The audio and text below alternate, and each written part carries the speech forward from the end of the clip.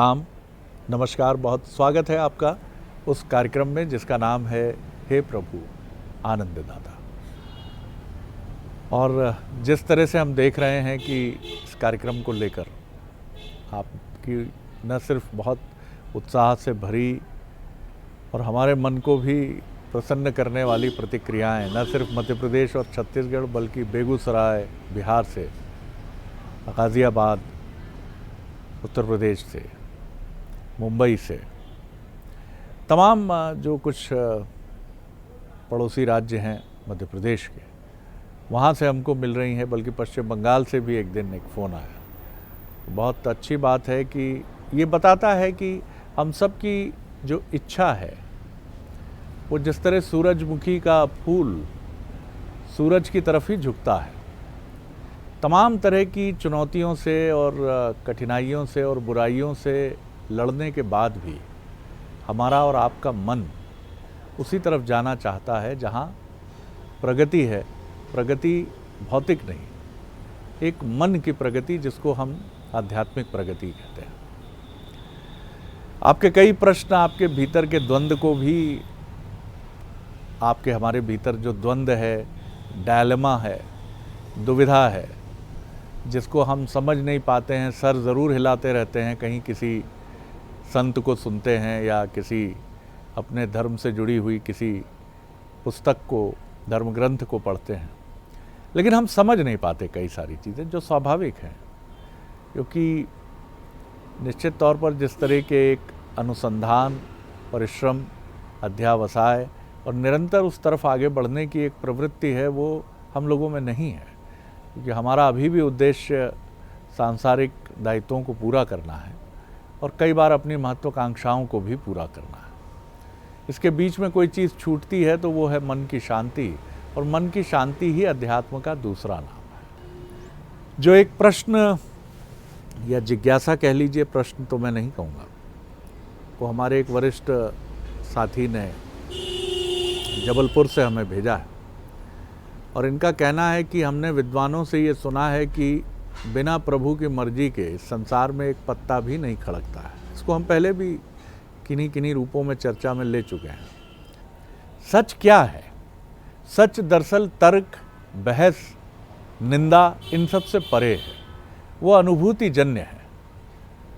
जिस तरह आप बुखार, जब तक ईश्वर न करे किसी को हो, बुखार नहीं होता है तो आप ये समझ नहीं पाते कि बुखार है क्या। कोई आपको लाख समझाए कि शरीर तपने लगता है, बेचैनी लगने लगती है, चेहरा लाल हो जाता है, लेकिन आपको समझ नहीं आता। जीवन की बहुत सारी अनुभूतियाँ, दुख सुख उनसे गुजरने के बाद ही मालूम पड़ते हैं। तो ये सवाल ज़रूर करिए कि क्या आप कभी ऐसी अनुभूति से गुजरे हैं जहाँ आपको लगा है कि ईश्वर रूपी हवा का झोंका छू कर गुजर गया। अगर ऐसा है तो अलग बात है, नहीं है तो फिर आप और हम कुछ नहीं जानते। चलिए इन सब प्रश्नों के उत्तर देंगे हमारे विद्वान वक्ता, मानस मर्मज्ञ, भगवत गीता के अध्येता प्रोफेसर डॉक्टर सुरेंद्र बिहारी गोस्वामी। प्रणाम कर रहा हूँ गोस्वामी जी। तो दोनों चीज़ें हैं जी। वैसे दोनों तथ्य जो आपने अपने विश्लेषण में बताए हैं, ये दोनों पृथक पृथक तथ्य नहीं हैं। दोनों जो विषय चिंतन हैं वो एक ही हैं।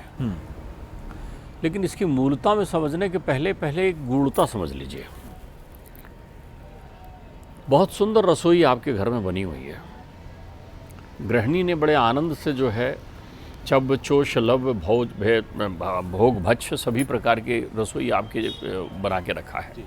अब रसोई आपको परस दी गई है, थाली में, कटोरी में रखकर सजाकर परस दी गई है। आप आकर बैठते हैं तो आप उससे कहें कि हे रसोई, तू मेरे मुखारबिंद में चली जा, मेरे भाग में तो है, सामने आ गई तो चली जा। तो क्या वो थाली में रखा हुआ भोजन आपके हाथ में मुख पर चला जाएगा क्या? आपको उसके लिए प्रयत्न करना पड़ेगा ना, उसको मिलाना पड़ेगा, बांधना पड़ेगा, सजाना पड़ेगा, हाथ में लेना पड़ेगा, तब करना पड़ेगा उपक्रम। दूसरा आप भूल रहे हैं, उस भोजन को बनाने में किसी ने प्रयत्न भी किया है, तब वो भोजन तुम्हारे पास आया हुआ है। तो प्रयत्न करने वाला, उस भोजन की सामग्री को तैयार करने वाला, उस दुर्लभ शरीर को बनाने वाला परमात्मा है। उसने तुम्हारे शरीर को बनाकर देखा कि अब ये बेचारा अकेला हो जाएगा, क्या करें, तो स्वयं उसमें बैठ गया। चित्त चैतन्य बनकर, प्राण तत्व बनकर, आत्मा राम बनकर खुद बैठ गया उसमें। तब वो जो है हिरण्यगर्भ जो है, वो पिंड जो है, वो अंड जो है वो सक्रिय हुआ। 24 तत्व एकत्रित हो गए लेकिन वो हिला नहीं। तो परमात्मा ने कहा ऐसे में तो ये सारे तत्व जो है समन्वित नहीं होंगे, तो वो स्वयं बैठ गया। अब इतनी सी बात है कि घर से बाहर निकलकर आपने अलग अलग प्रकार का नशा धारण कर लिया है। आपने वासनाओं को ग्रहण कर लिया, आपने इच्छाओं को ग्रहण कर लिया, आपने तमाम तन्मात्राओं को ग्रहण कर लिया, आपने क्रोध को ग्रहण कर लिया। अब इन सब से आप मदहोश हो गए हैं, पता पूछ रहे हैं अपना घर से बाहर निकल करके।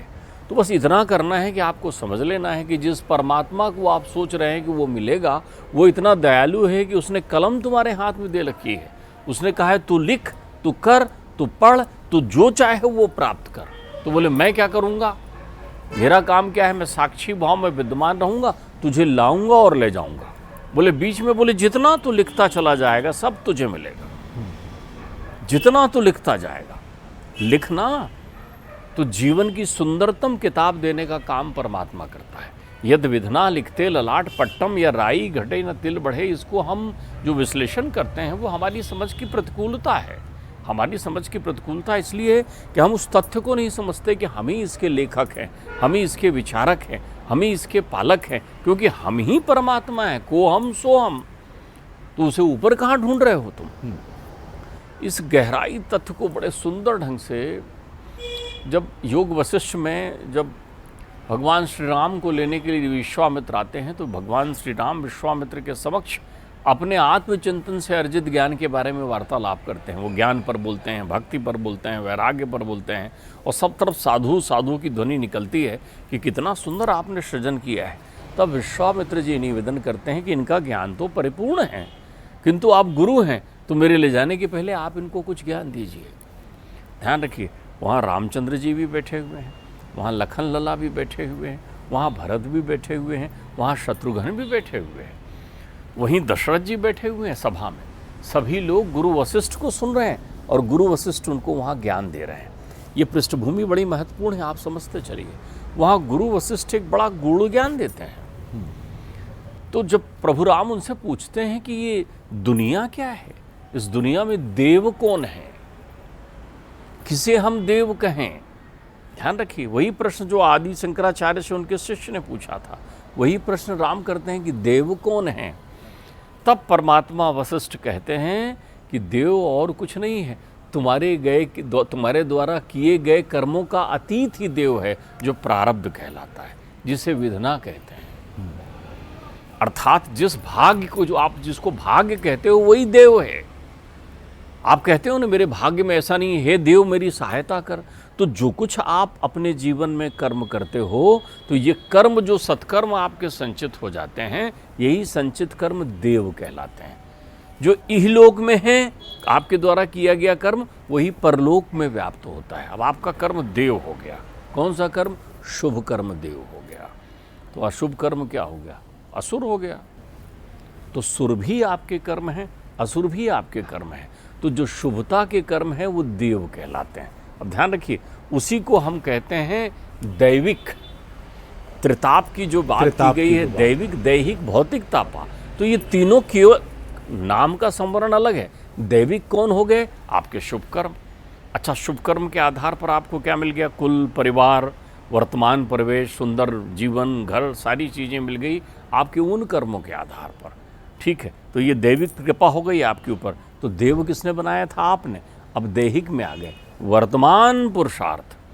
तो वो कहते हैं पूर्वगत पुरुषार्थ और वर्तमान पुरुषार्थ में प्रतिस्पर्धा होती है। जो पूर्वगत पुरुषार्थ पर निर्भर रहता है वो आलसी व्यक्ति कहलाता है। तो फिर पूर्वगत पुरुषार्थ उसको ढक लेता है, वो उसी में खुश हो जाता है। जो मिला, ये नौकरी ठीक है, ये घर ठीक है, वो उसी में जीवन जीने लगता है। ऐसा व्यक्ति आलसी होता है। कादर मन कहूँ एक अधारा और देव देव आलसी पुकारा। यही याद कर रहे हैं लक्ष्मण। वो कह रहे हैं ये देव को कहाँ देख रहे हो? तो अब दो देव होंगे। जो आप वर्तमान में कार्य कर रहे हैं वो भविष्य का देव है।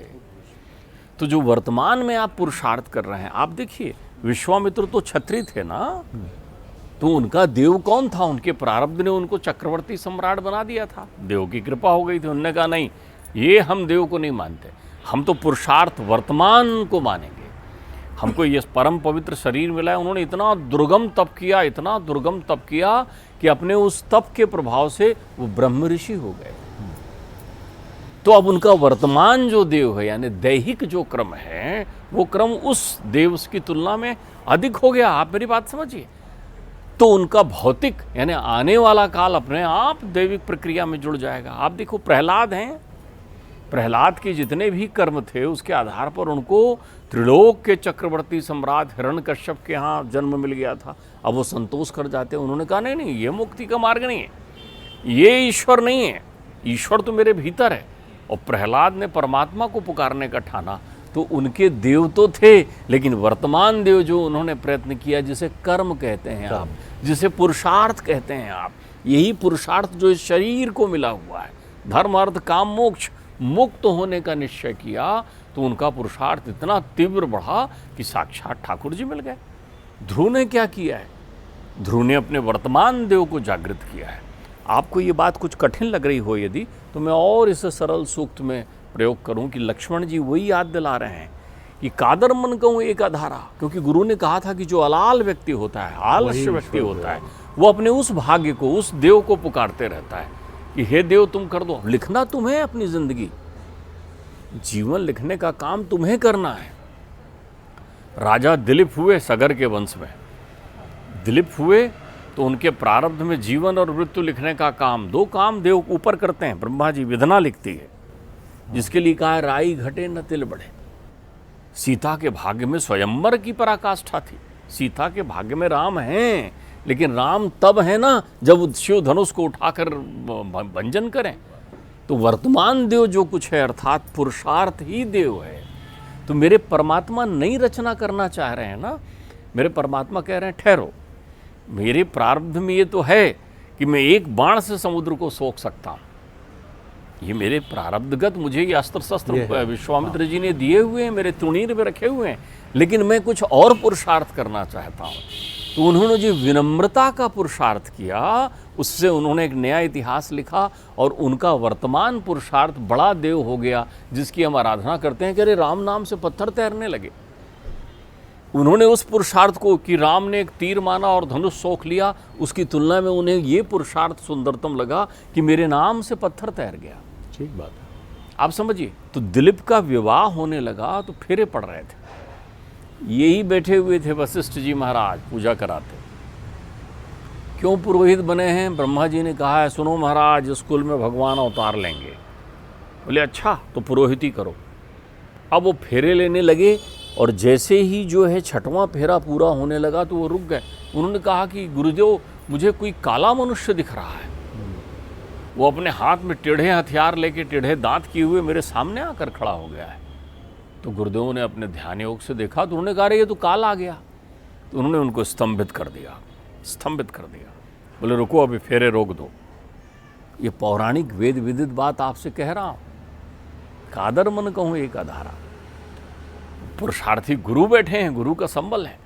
तो वो पहुँचे ब्रह्मा जी के पास, बोले भाई क्या है ये? ब्रह्मा जी ने धर्मराज को बुलाया, देखो क्या लिखा है।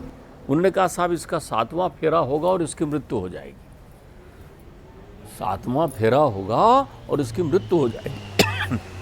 तो उन्होंने कहा अच्छा जब मृत्यु हो जाएगी, वंश नहीं रहेगा, तो इस कुल में कहाँ से आएंगे परमात्मा? फिर आपकी लेखनी तो गड़बड़ हो गई। जो ये कह रहे हैं ना कि जो लिखा हुआ है वही होगा, तो जो लिखा हुआ है वो तो नहीं हो रहा है ना। हाँ। तो बोले फिर क्या होगा? सोच में पड़ गए। तो उनके ध्यान मग्न होते ही विष्णु जी प्रकट हो गए, ध्यान मग्न होते ही शिव जी प्रकट हो गए। उन्होंने कहा इस समस्या का क्या समाधान है? बोले कुछ समाधान नहीं है, ये बैठे हैं योग जी, योगी परम योगी गुरु हैं ये। तो बोले आप काटो। तो विधना की लिखी को गुरु ने काटा और वहाँ उनकी नई उम्र लिख दी। तब से तो बना है गुरुर ब्रह्मा गुरुर विष्णु गुरुर देवो महेश्वरा गुरुर साक्षात पर। तो यत विधना लिखते ललाट पट्टम। तो जो कुछ परमात्मा ने तुम्हारे लिए लिखा है उसके साथ तूलिका तुम्हें प्रदान कर दी है। बहुत सुंदर बात है। देखिए इसको समझिए, ये बहुत एक ऐसी बात है कि आप देखिए इस संसार में जितने भी सामर्थ्यवान, जिनको आप अवतारी पुरुष कहते हैं, उनके जीवन में भी कष्ट का गणित बराबर बना है। चाहे वो 2022 के धन और यश कीर्ति के शिखर पर बैठे लोग हों, एलन मस्क की बात कर लीजिए, जुकरबर्ग की बात कर लीजिए, किसी को भी देख लीजिए आप, या पहले चलिए तो मर्यादा पुरुषोत्तम राम, कष्ट का कोई अंत नहीं, कृष्ण द्वापर में जो आए, जन्म के साथ ही संघर्ष है, पिता वसुदेव जो हैं उफनती यमुना में जैसे तैसे उनको एक टोकरी में रखकर ले जा रहे हैं, यानी जन्म से ही उपद्रव है जीवन में। ये अलग बात है कि कृष्ण उसको अपनी शैली में निपटते हैं, प्रभु श्री राम उसको अपनी शैली में निपटते हैं, हनुमान इतने द्वंद्व में हैं कि अपनी शक्ति ही भूल गए हैं। कौन है जो द्वंद्व से नहीं गुजरा है? आपको लगता जरूर है कि ये कितना इनके जैसा भाग्य मुझे मिल जाता। चाहे आप देखिए शिखर पर बैठे, 2022 की मैं बात कर रहा हूँ, उन लोगों की आप बात करिए जिनको देखकर आपको लगता है कि ओहो हे प्रभु, ऐसा वैभव तो कुबेर का क्या होगा। लेकिन कभी आपने उनके मन की पीड़ा देखी है? क्या वो रोग से मुक्त हैं? एक नामचीन उद्योगपति का बेटा इसी देश में चंद बरस पहले मलेरिया से डेथ होती है उसकी, अमेरिका के हॉस्पिटल में, और वहाँ भी नहीं पता चल पाता है कि मलेरिया था। ये वो तमाम चीज़ें हैं जो ये बताती हैं कि कष्ट सुख दुख इसको इस रूप में ग्रहण करना। कितनी सुंदर बात गोस्वामी जी ने कही, तूलिका आपके हाथ में दे दी। कृष्ण अगर छोड़ देते, राम छोड़ देते, वो उद्योगपति भी ये मान लेते कि बेटा मर गया, अब कोई भरोसा नहीं किसी चीज़ का। नहीं, तूलिका आपके हाथ में है। कष्ट आया है तो जाएगा भी, सुख आया है तो कष्ट लेकर भी आया है, दिख नहीं रहा है, खड़ा है पीछे। इसी का नाम मनुष्यता है, इसी का नाम संघर्ष है। अगर इसमें आप कोई एक निष्कर्ष ड्रॉ कर लेते हैं कि जीवन में कष्ट ही कष्ट है, कहाँ है ईश्वर? देव देव आलसी पुकारा, तुम ही करो या मैं क्यों करूं? करने वाले भी तुम ही हो। तुम ही तो कहते हो अर्जुन से कि सब मैं ही हूं, तुम कुछ नहीं हो। नहीं नहीं साहब, कृष्ण ये कहते हैं कर्म करो, क्योंकि कर्म से ही जो कुछ परिवर्तन घटेगा वो कर्म से घटेगा, तुम्हारी चिंता से नहीं घटेगा। तुम हट जाओगे, मैदान छोड़ दोगे तो क्या विकेट तुम आउट नहीं होगे? क्या बैट रख दोगे तो क्या वो तुम्हारे स्टंप बिखरेंगे तो तुम आउट नहीं होगे? जी देखिए, इस बात को ईशावास्योपनिषद में और सुंदर ढंग से समझाया है।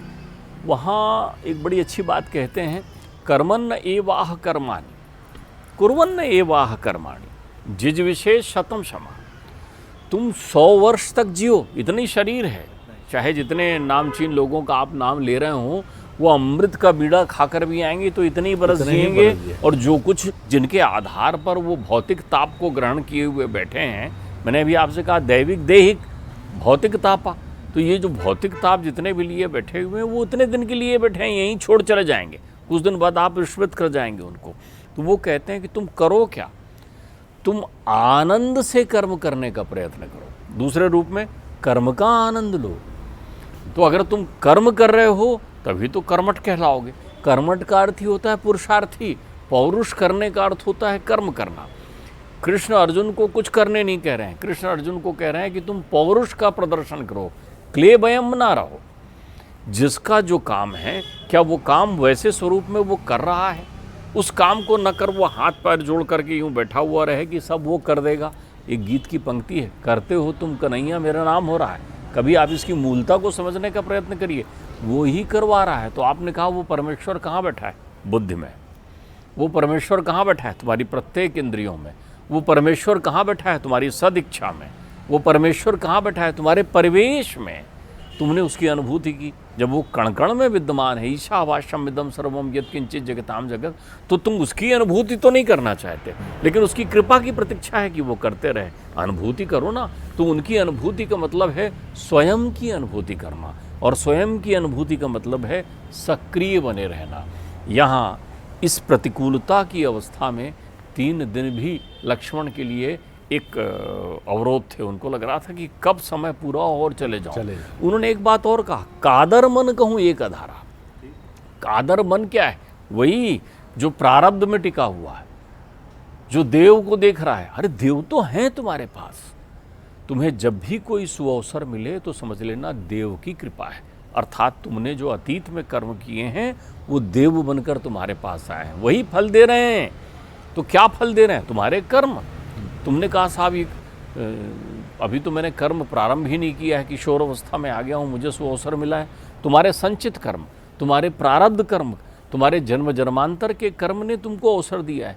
प्रत्येक के जीवन में एक बार शंखनाद होता है, एक बार उसे अवसर मिलता ही मिलता है, लेकिन वो एक बार कब होता है? वो कई बार आता है एक बार।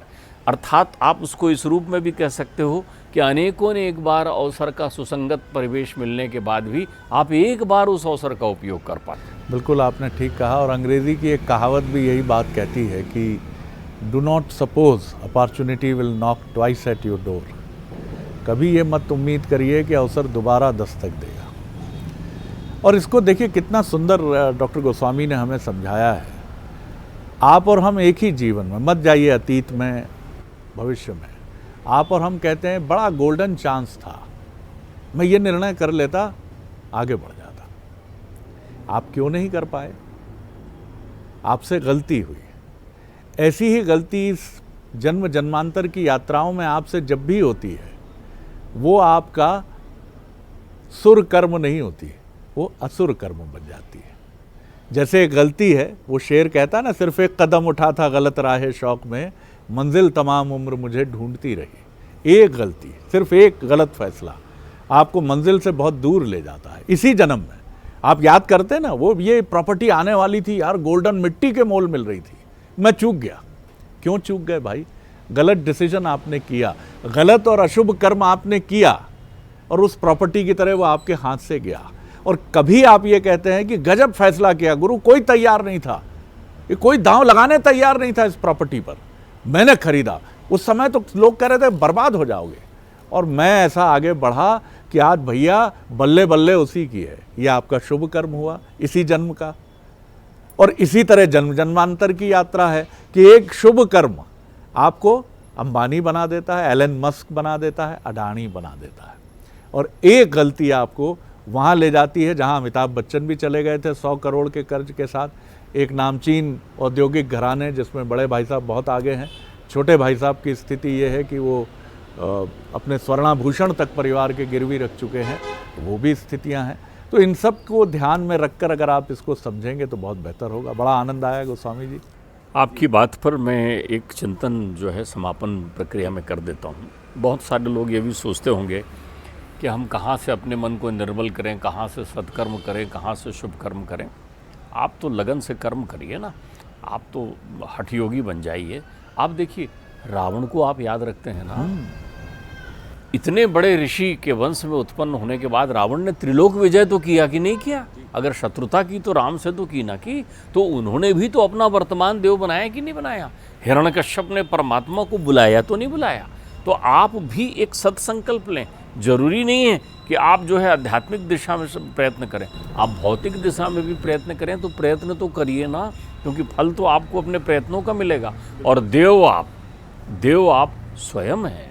स्वयं है का अर्थ ये है कि जब भी आप कोई अंतर्मन में भाव आए कि परमात्मा मेरी मदद करेंगे, तो इसका अर्थ ये है कि आपको जागृत होना होगा, आपको स्वयं की मदद करना होगा।